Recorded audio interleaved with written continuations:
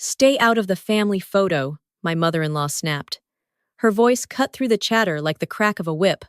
For a second, I thought maybe she was talking to one of the kids, but no. Her eyes were locked on me, sharp, impatient. Everyone else went quiet. My hands tingled, the way they do when you've touched something too hot. I forced a smile and stepped closer instead of back. The camera lens shifted slightly, the photographer hesitated, and all I could think was, she really thought I'd move. That was the moment everything tilted. You know when you're watching a movie and the sound drops out, just for a beat, so you can hear your own pulse? That was me, standing in the middle of my husband's family, pretending I didn't just get shoved to the edge of my own life. I didn't argue, not yet. I didn't make a scene. I simply closed the gap, placed my hand gently on my husband's shoulder, and tilted my head toward the camera. The click hadn't even happened yet, but I already knew this picture wouldn't be like the others. I should have known something was off before the shutter even lifted. When she called to remind me about the family photo session, her voice had that syrupy sweetness she saves for waiters and neighbors, the kind that hides something sharp underneath. "Just the family, dear," she had said. Like I wasn't married to her son, like our 2 children didn't share his last name. I told myself I was overthinking, that it was just her way. After all, this was supposed to be a casual Sunday afternoon in their backyard, hot cocoa for the kids, a photographer they'd hired through a friend. Nothing formal, nothing threatening. But I'd been through this too many times. Christmas cards where my head was cropped out. Group shots where somehow I ended up holding the coats, while everyone else smiled at the camera. I told myself this time would be different. I even ironed my blouse, curled my daughter's hair, bribed my son with extra candy so he'd stand still for a few minutes. The air was chilly, the kind that turns your breath white. My husband's sweater smelled faintly of laundry detergent when I brushed lint off his shoulder. All the tiny rituals of a family photo day. Maybe that's why it stung so much. Because I had played along. Because I had dared to hope. It wasn't the first offense. Far from it. The first time was our wedding, if you can believe it. She told the photographer not to waste film on pictures of just me. Film. Like it was still 1987. I laughed it off back then. Even posed for extra candids with her, because I thought it might thaw the ice. It didn't. The second time was Thanksgiving, 2 years later. My daughter was barely 1, cheeks round, dressed in a tiny orange dress. We lined up for the family picture, and she whispered, not even that quietly, "Maybe just the blood relatives this time." My husband hesitated, but I stepped back, cradling my baby. I told myself it wasn't worth the fight. But something cracked in me that day in the backyard. Maybe because it was the 3rd or 4th or 10th time. Maybe because my kids were old enough to notice now. My son was clutching a candy cane, looking between me and his grandmother, eyes wide like he'd just witnessed a playground fight. My daughter's curls bounced as she shifted closer to me, half hiding behind my hip. They understood the sting, even if no one had explained it to them yet. The backyard smelled like pine needles and smoke from the neighbor's chimney. A string of lights blinked lazily against the fading sky. Everyone else shuffled into their places, half amused, half uncomfortable. My sister-in-law fiddled with her scarf. My father-in-law cleared his throat and pretended to check his watch. My husband looked at me, just for a second, the smallest crease forming between his eyebrows. He didn't move. He didn't speak. So I did.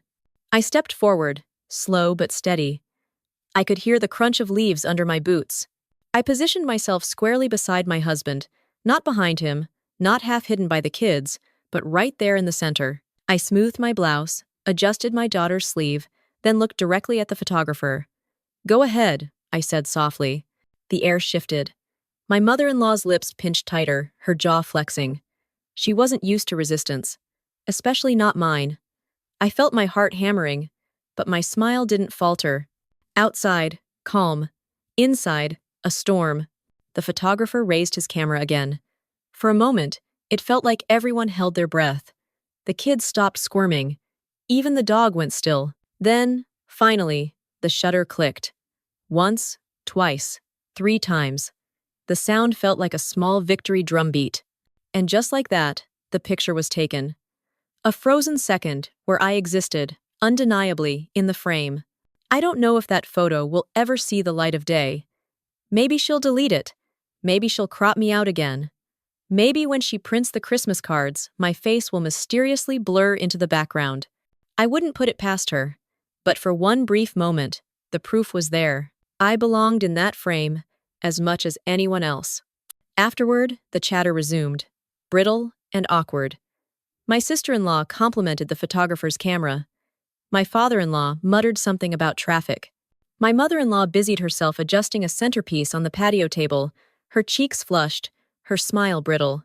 No one mentioned the words she had snapped at me just minutes earlier. No one dared. But I felt it. The ground had shifted, even if only by an inch. My kids saw me hold my place. My husband saw me step forward.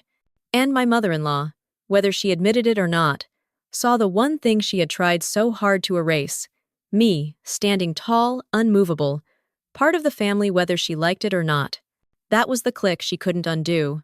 The invitation didn't come as a real invitation. It never does. My mother-in-law doesn't ask.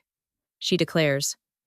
2 weeks before the family photo, she called while I was folding laundry. Her voice spilled through the phone, cheerful in the way you put sugar on something sour. We're doing a little photo session, just the family. Sunday afternoon, backyard. Don't be late. I remember staring at the pile of towels in my lap. The way she said, just the family, caught on me like a splinter. I almost asked her what she meant. Almost. But I swallowed it. I always swallow it. Instead, I said, all right, see you then. As if I hadn't heard the implication. When I hung up, the silence in the house pressed down on me. The kids were at school, my husband was at work, and I was left with the faint echo of her words. Just the family. I folded another towel. My stomach twisted in that quiet way it does when your gut knows something your brain refuses to admit. I brushed it off. Told myself I was being paranoid. Still, the signs kept coming. The reminder text 2 days later was short, clipped. Family photo Sunday. Wear coordinated colors. Navy and cream. Keep it simple. No mention of me, no we, in her sentences. She didn't need to say it outright. The undertone was enough. It always is. I spent the next few days pretending to look forward to it. I ironed my blouse, helped my daughter pick a hair ribbon, and promised my son extra hot chocolate if he smiled. But under every chore was that same unease. Like standing under a sky that looks sunny but knowing the storm is on its way. The morning of the photo shoot, I woke early. The house was quiet, the kind of quiet that feels like it's holding its breath. I brewed coffee, poured it into my chipped mug, and stared out the kitchen window. Frost clung to the grass. The trees in our yard were almost bare, branches thin and skeletal against the pale sky. I shivered, even though the kitchen was warm. It wasn't the first time I felt this kind of dread. The truth is, it had been building for years. Small things, tiny exclusions that add up until they're too heavy to carry. Like the way she never says my name when introducing me to her friends, just my son's wife. Or the time she arranged a surprise party for my husband's promotion and forgot to tell me until the day of. She even assigned me to handle the coats. You're good at organizing, aren't you? She said, while I stood there in the entryway holding jackets like an underpaid attendant. Then there was last Christmas. I had baked 3 pies, wrapped gifts with care, and made sure my kids had matching sweaters. When it was time for the family photo, she suddenly needed a picture of just the siblings, then one of just the parents and kids, then one of just the cousins. Each time, I was nudged a little further to the sidelines, like a prop that didn't fit the set. By the end of the evening, I was the one taking the pictures. Not in them, just behind the lens, capturing memories I wasn't allowed to belong to. So yes, when I got that call about just the family, my body already knew what was coming. The ache in my chest wasn't new. It was recognition. But I'm stubborn. Or maybe hopeful. Maybe both. I told myself this time would be different. This time I would be seen.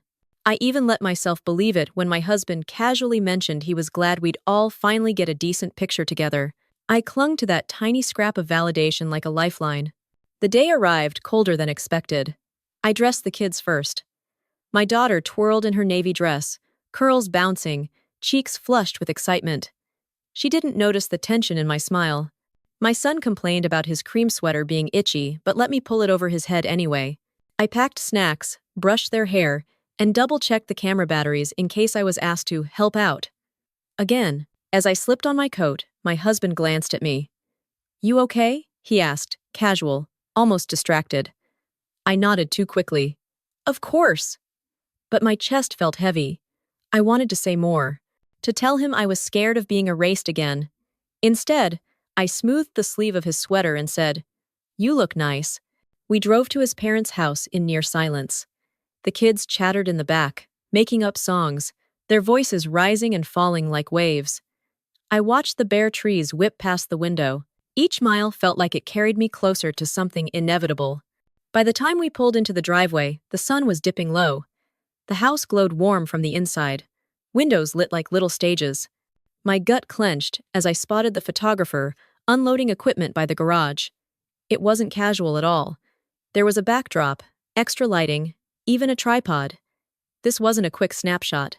It was orchestrated, like everything she does. Inside, the smell of cinnamon and pine needles wrapped around me. My mother-in-law stood in the kitchen, smiling too brightly. "There you are," she said, her eyes flicking over me once before landing on the kids. She crouched down to fuss over their clothes. "Look at you two. Perfect." She didn't say a word about me. I told myself it was fine. I told myself I was imagining it. But deep down, I already knew. There's a specific kind of exhaustion that comes from anticipating rejection. It's like bracing for a punch that may or may not land. Every smile feels rehearsed. Every word feels heavy. By the time we all stepped outside into the crisp air, I was already holding my breath. The lights were set, the family was gathering, and my heart pounded like it knew what was about to happen. I smoothed my daughter's hair, adjusted my son's collar, and tried to believe that this time would be different. It wasn't. People sometimes ask me what my relationship with my mother-in-law is like. I never know how to answer without sounding bitter. If I say complicated, it feels like I am sugarcoating poison. If I say difficult, it sounds like a polite shrug, not the reality of years of small cuts. The truth is, she has never once looked at me as family. I was an intruder from the beginning. I should have noticed it at our wedding. That day was supposed to be the start of something joyful, a blending of two families. Instead, she made it clear whose side she was on. During the rehearsal dinner, she leaned across the table, her perfume sharp, and said, "Remember, in every photo you stand behind him. He is the centerpiece." I thought she was joking, but on the day itself, she literally rearranged people, nudging me out of the center of the frame. When the photos came back, I looked like a guest, not a bride. Then there was the first Thanksgiving after we married. I had spent hours cooking a side dish from my own family recipe, something I was proud of, a piece of my tradition. She took one look at it, set it at the far end of the table, and announced, "We have plenty of food already. Let's not clutter the table." No one touched it. My dish sat there, untouched and unwanted, while everyone praised her stuffing. I ate a spoonful myself, just so it wouldn't go completely ignored. That was the first time I realized she would never allow my contributions to be visible. It kept happening. The time I bought her a scarf for Christmas, carefully chosen in her favorite shade of green, only to find it shoved in a donation bag weeks later. The time I organized a surprise party for her 60th birthday, gathering her friends, decorating the hall, making sure every detail was perfect. She gave a speech thanking everyone except me. She even thanked the caterer by name, but skipped me as if I had simply wandered in off the street. I told myself not to take it personally. I told myself she was just careless with words. But it wasn't just words, it was patterns. Patterns of erasing me, minimizing me, making sure I never forgot that I was an outsider. Even when I tried to help, it backfired. When my husband was recovering from surgery, I took time off work, drove him to every appointment, made sure he had meals ready. She visited once, looked around, and said, "Good thing he has his mother. You wouldn't know what to do without me." I stood there holding a tray of soup I had made from scratch, too stunned to reply. She genuinely believed I was the accessory, not the caretaker. And then there were the promises. The little manipulations disguised as care. If you just try harder, we'll all get along better. If you keep quiet, things will smooth out. If you don't make a fuss, the children will be happier. Every time I gave in, hoping for peace, She pocketed my silence like a trophy. I can list so many moments they blur together.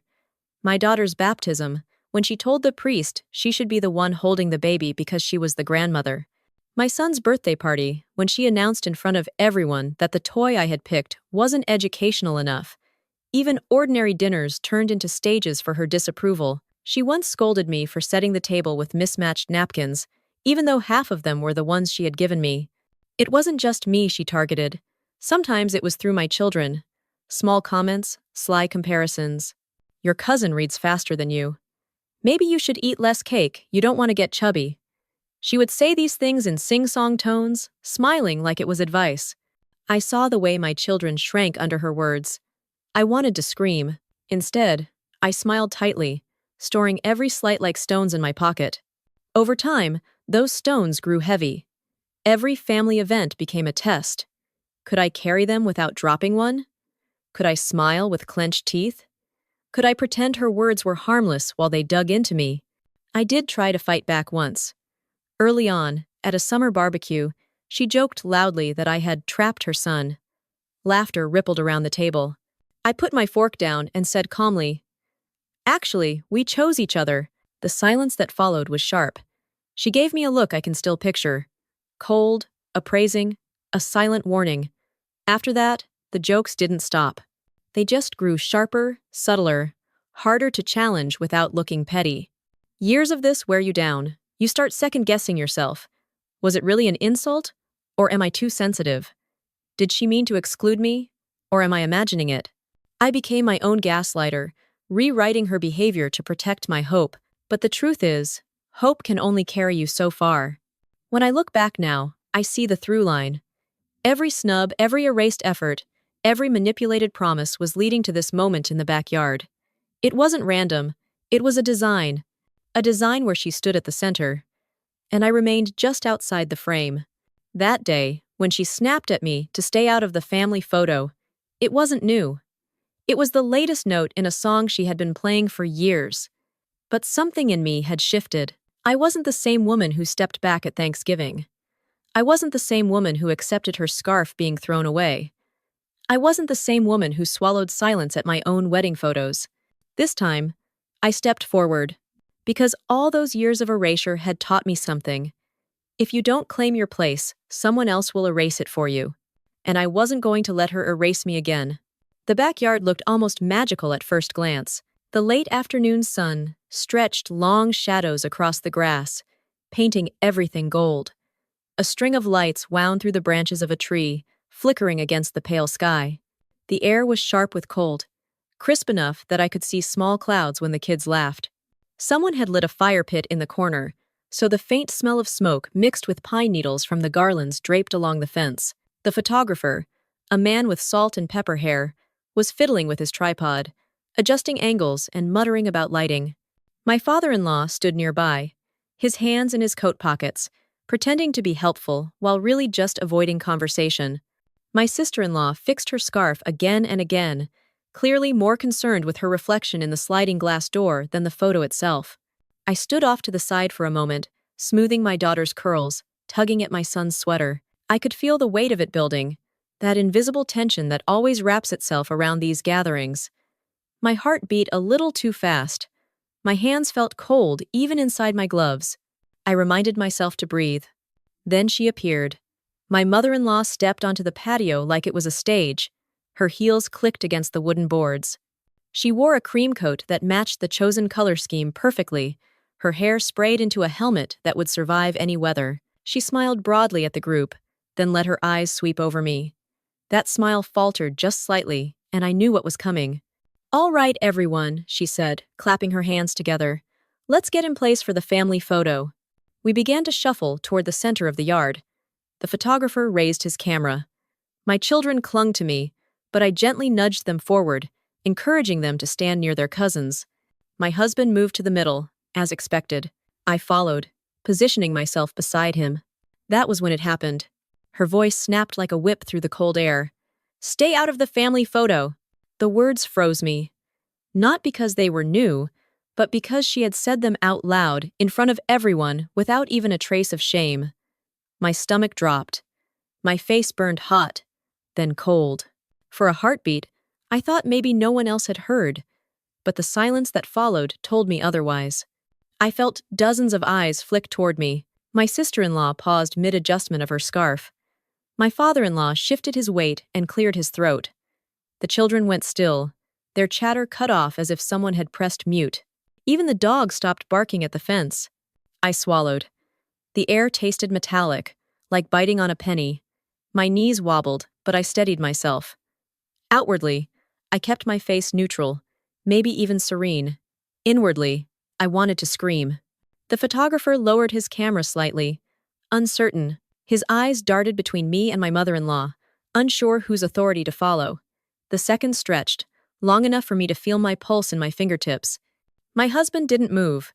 He didn't defend me. He didn't protest. He simply looked at me, the crease between his brows deepening, as if silently begging me to decide what came next. So I did. I stepped forward, one slow, deliberate movement. The crunch of dead leaves under my boots was louder than it should have been. I closed the distance and stood squarely beside my husband, brushing an imaginary speck of lint off his sweater. Then I placed my hand firmly on his shoulder. My smile was calm, almost gentle, but my eyes were locked on the camera. "Go ahead," I said quietly to the photographer. "Take the picture." The air grew heavier. My mother-in-law's face hardened, her smile cracking like thin ice. She opened her mouth, then closed it again, realizing perhaps that another command might not land the way she intended. Her cheeks flushed pink, whether from the cold or from anger, I couldn't tell. The photographer hesitated for another moment. Then, as if sensing that this was the only way forward, he raised the camera again. Click. The sound echoed louder than it should have. Click. Another. My heart thudded in rhythm with the shutter. My daughter's small hand found mine, squeezing tight. My son stood straighter than usual, his little chin lifting with pride. My husband's hand brushed against my back, just lightly, almost imperceptibly, but enough that I felt it. Click. The picture was taken, evidence captured. Proof that I existed in this family, no matter how hard she tried to push me out. No one moved right away.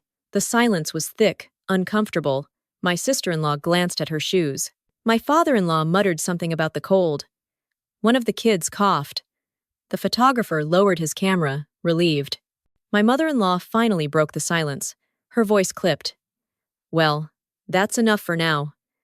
She turned sharply, heels clicking against the patio as she walked back toward the house.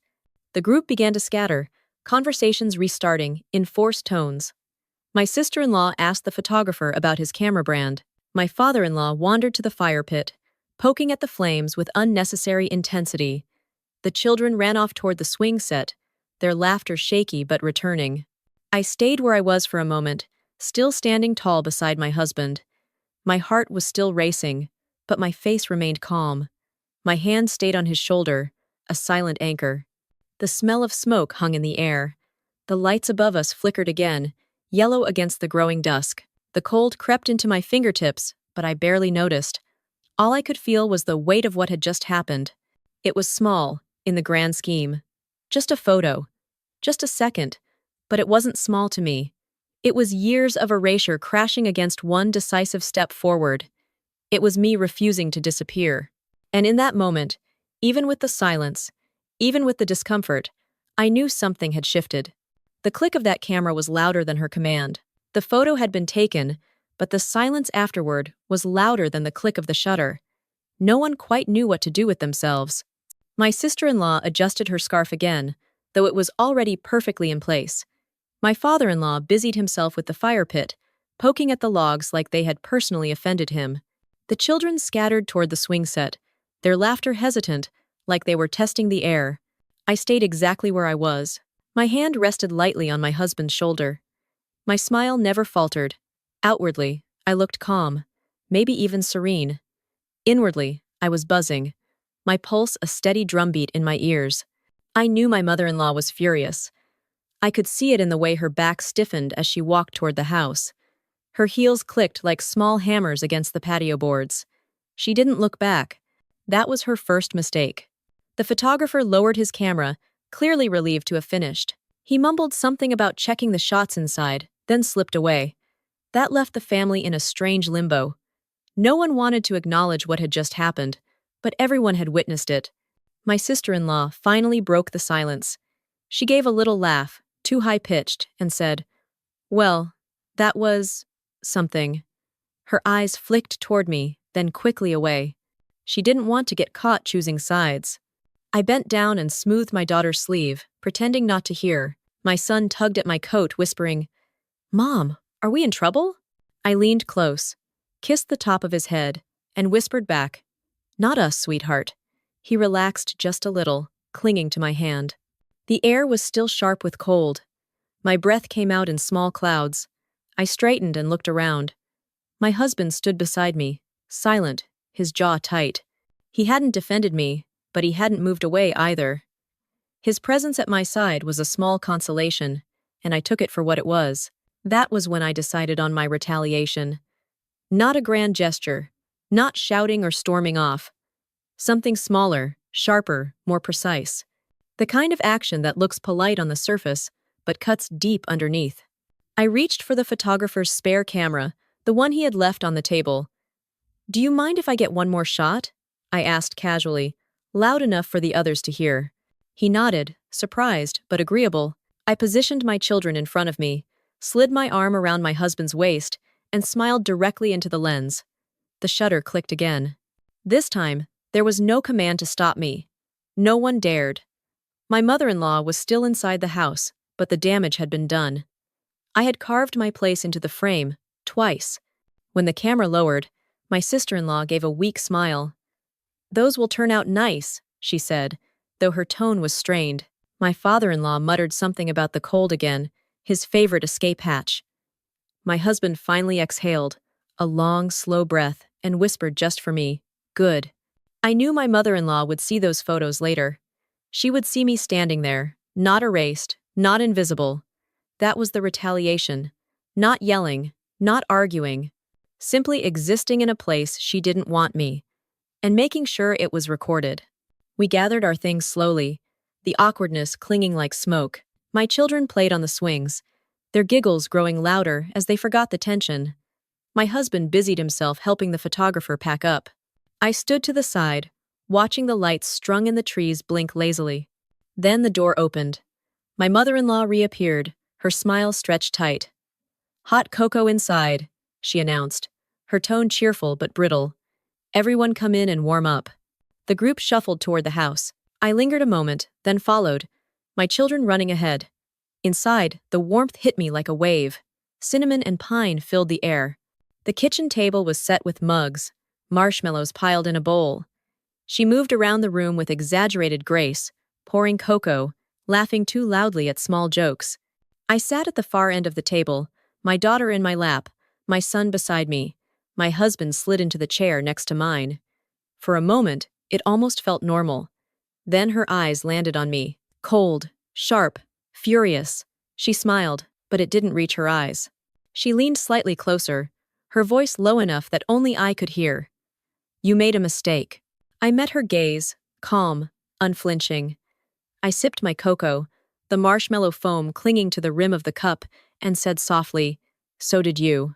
It was small, barely audible, but I knew she heard it. I knew she felt it. Her smile froze, just for a second, before she turned to compliment her daughter on her scarf. The conversation around the table swelled again, forced and uneven. My children dunked marshmallows into their mugs, sticky fingers and wide smiles returning. My husband reached for his cocoa, his hand brushing mine. The warmth of that touch steadied me. I sat there, sipping cocoa, the bitter sweetness coating my tongue. My mother-in-law laughed too loudly at something that wasn't funny. My sister-in-law scrolled through her phone. My father-in-law stared into his mug, as if it might reveal a secret. And me? I sat tall, my children pressed close, my husband beside me. The retaliation was already complete. Not dramatic, not loud, just undeniable. I had stepped into the frame. And she couldn't erase me this time. The cocoa cooled quickly in my mug, a thin film forming across the surface. Around the table, conversation limped along, uneven and stilted. My sister-in-law asked about the photographer's rates. My father-in-law muttered about the traffic back home. My children argued softly about whose marshmallow tower was taller. It looked like any other family gathering on the surface. But underneath, the air was brittle, ready to crack. My mother-in-law tried to keep her smile in place, but it flickered. She poured herself another cup of cocoa, though she never touched it. She laughed at a joke no one had made. She adjusted the centerpiece 3 different times, as if moving pine cones around could fix what had already shifted. Every so often, her eyes slid toward me, sharp and calculating. Each time, I met her gaze and held it, calm, steady, silent. The truth was, she had lost control, and we both knew it. For years, she had choreographed these moments, like a conductor with an orchestra. She gave the cues, and everyone followed. My husband stayed neutral, his sister stayed quiet. His father looked away. The children were too young to notice. And me, I always stepped back, swallowing my resentment for the sake of peace. That was the arrangement. That was the script. But not anymore. This time, the conductor had lifted her baton, and the music hadn't played. I had stepped forward instead of retreating. And the silence that followed wasn't just awkward, it was mutiny. I could see it in the way my husband shifted closer to me, his hand brushing mine under the table. I could see it in my daughter's proud little smile when she leaned against my shoulder. I could see it in my son's wide eyes as he watched me hold my ground. Even my sister-in-law, usually so quick to follow her mother's lead, kept her eyes down, pretending to scroll through her phone. It wasn't support exactly, but it wasn't loyalty to her mother either. It was hesitation, doubt, cracks in the old script. My mother-in-law must have felt it too, because she tried to redirect. "Well," she said loudly, "I suppose we'll need to choose which photos to print for the Christmas cards. Of course, I'll handle that. I always do." Her tone was firm, final, like she was reclaiming authority. But the words landed differently this time. The silence stretched. My father-in-law sipped his cocoa without comment. My sister-in-law pretended not to hear. My husband glanced at me, then said, softly but clearly, "We'll pick them together." The look on her face was priceless. Shock first, then anger, then something else, something like panic. She recovered quickly, plastering on another smile. "Of course, dear. Together." But her hands tightened around her mug, and I thought I saw a crack form in the handle. The rest of the evening passed in fragments. Small talk about holiday plans, jokes about the weather, complaints about parking downtown. But nothing stuck. The glue that used to bind her version of family together had thinned. Everyone felt it. Everyone knew. Eventually, people began to leave. Coats were gathered. Children were herded toward the door. My sister-in-law hugged me briefly, her eyes flicking nervously to her mother before she let go. My father-in-law gave a curt nod. My husband carried our children's jackets,